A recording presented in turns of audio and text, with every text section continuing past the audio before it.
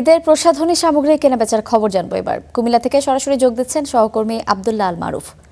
মারুফ, শেষ সময়ের বেচাকেনা কতটা জমজমাট দেখছেন আপনি? ইমা, কুমিল্লার যে শপিং মলগুলি, আমরা কিছুক্ষণ আগ থেকেই শপিং মলগুলিতে ঘুরছিলাম এবং দেখছিলাম আসলে কোথায় কোথায় ভিড় দেখা যায়, কোথায় কোথায় ক্রেতারা ভিড় করছেন এবং কোন জিনিসের চাহিদা সবচেয়ে বেশি।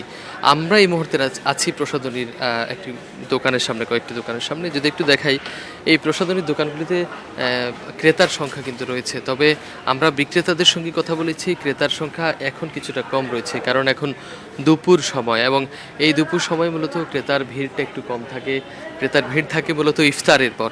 আর আরেকটি গুরুত্বপূর্ণ বিষয় জানিয়ে রাখি, যদি আজ ঈদের চাঁদ দেখা যায় তাহলে কিন্তু কাল ঈদ, যে কারণে মানুষের যে সাধারণ মানুষের যে ঈদের যে বাজার সেটি কিন্তু একেবারে শেষ মুহূর্তে রয়েছে এবং বাজার তারা করছেন। প্রসাধনীর বাজারের ভিড় সারা বছরের তুলনায় ঈদের সময় সবচেয়ে বেশি থাকে।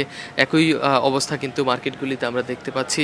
তবে এই যে প্রসাধনীর বাজারে কিন্তু অন্যান্য যে বিশেষ করে পোশাকের বাজারের মতো যে ভিড় সেটি কিন্তু আসলে থাকে না। এর একটি বড় কারণ, সবাই প্রসাধনী ব্যবহার করে না এবং যারা ব্যবহার করে তার মধ্যে একটি রয়েছে যে কোন ধরনের প্রসাধনী ব্যবহার করবে।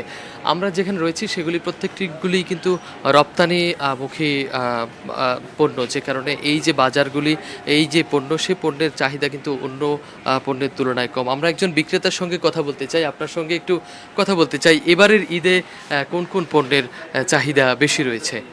আসলে আসসালামু আলাইকুম। পণ্যের আসলে কালার কসমেটিক, যেটা লিপস্টিক, নেল পালিশ, আইব্রো, আপনার এই আইলাইনার, ওইগুলোর একটু চাহিদা সবচেয়ে বেশি আর কি। আর পাশাপাশি চুড়ি, তারপর কানের দুল, এগুলোর জন্য একটু বেশি আসছে আর কি, এটাই।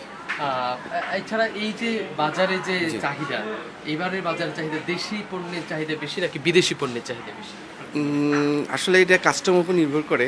তারা আসলে কাস্টমার যারা আছে, কিছু আছে যে তারা পণ্যের ব্র্যান্ডেড জিনিসগুলো চাচ্ছে, আর নর্মাল যারা আসলে বাজেটটা কম তারা সচরাচর দেখা যায় একটু তাদের আয়ত্তের ভিতরে।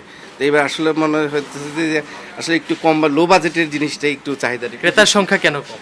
ক্রেতার সংখ্যা আসলে যা বোঝা যাচ্ছে যে এবার আসলে এই আমাদের যে মধ্যপ্রাচ্যের যে যুদ্ধটার কারণে তো আমাদেরটা আসলে বেশিরভাগই টাকাটা মধ্যপ্রাচ্যে আমাদের বেশি, যে তাদের কারণে দিচ্ছে।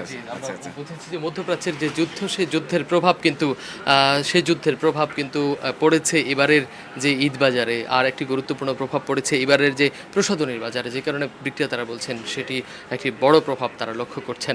ইমা, এই ছিল কুমিল্লার প্রসাধনী বাজার থেকে আমার কাছে সর্বশেষ। ইমা।